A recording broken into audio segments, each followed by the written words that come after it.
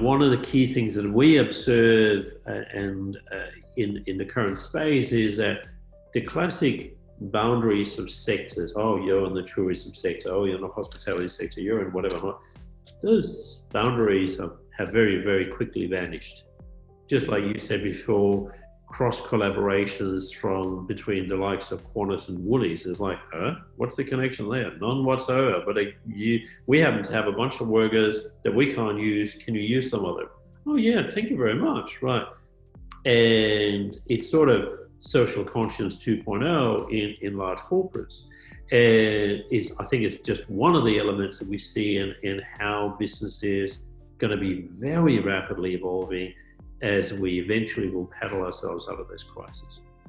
Absolutely. And I think you've touched on something, something else that perhaps I should have added earlier, which is around how we help our clients in a very unique way.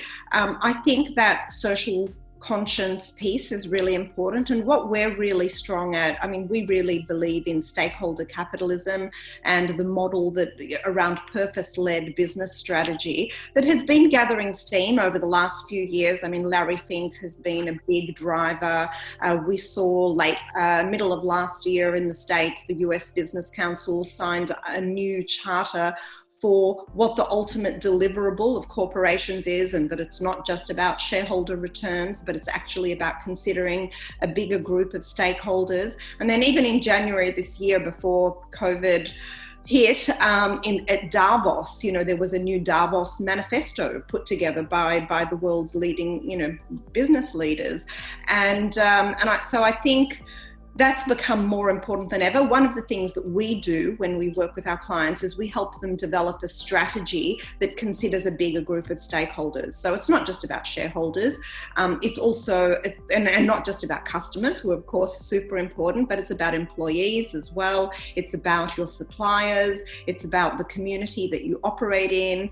It's about the environment and how you impact the environment. And sometimes, there's other stakeholders to bring in, like government or regulatory authorities. So we really believe that as you develop your business strategy, you need to make sure that you're considering what the deliverables are to all of those stakeholders. You can't afford to alienate any of them, because any of them can be disruptors to the success of your business. So we actually believe that to succeed in the new economy, you do need to align all of those stakeholders.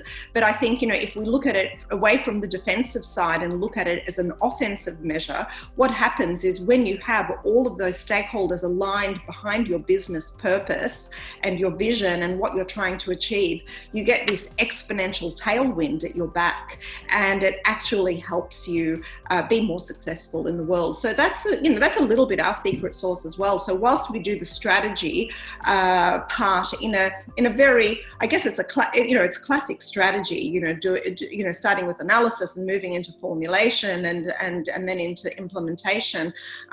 In a very structured way, and we also do it in a very lean and agile way. So it's done, very, very rapidly and in a very agile way. I think that the layer that we add to it that is unique for our clients is, I guess, future-proofing their businesses through a purpose-led approach that's much more stakeholder-centric. So I think that's becoming really, really important.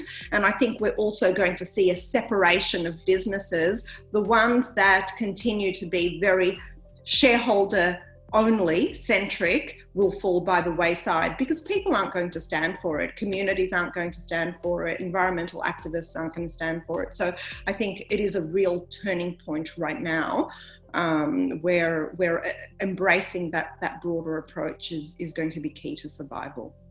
Gotcha. Well, thank you for sharing that. That's, I think, is a very, very important point.